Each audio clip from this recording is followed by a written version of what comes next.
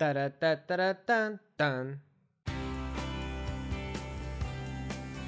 Present tense just means what is happening right now in this moment. In this lesson, we are going to discuss present tense and how to identify the 4 different types of present tense. Hello everyone, my name is Mr.D and this is my English language learning YouTube channel. If you are new here, then I would like to welcome you to the show. If this is not your first time watching one of my videos and you aren't subscribed yet, go ahead and hit that red button to show some love. In this series, I will be talking about verb tense and how we use it. The first video in this series was about past tense. If you haven't watched that one yet, then I suggest you watch it before you continue with this video. Click the little flag above my head to check it out, or follow the link in the description.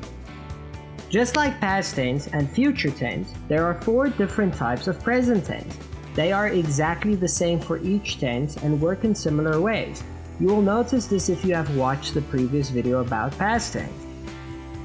So what is the point of present tense? Well, we use present tense when we want to say what we are doing right now, or when we are describing something that is happening at this moment. There are 4 different types of present tense. They are simple present tense, present continuous tense, present perfect tense, and finally, present perfect continuous tense. Simple present tense is used when describing the present situation, general facts, or just things you regularly do. Some examples could be, I want a donut. We live in Bangkok. It's cold today. Next up we have present continuous tense. This type of present tense is used when we want to describe something that is happening right now and will continue for some time into the future. An easy way to identify this tense is through the use of ing at the end of our verb. Some examples include, I'm studying. I'm making a video right now. She is listening to music. Our second last tense is the present perfect tense. This type is used when saying something that has been happening for a while.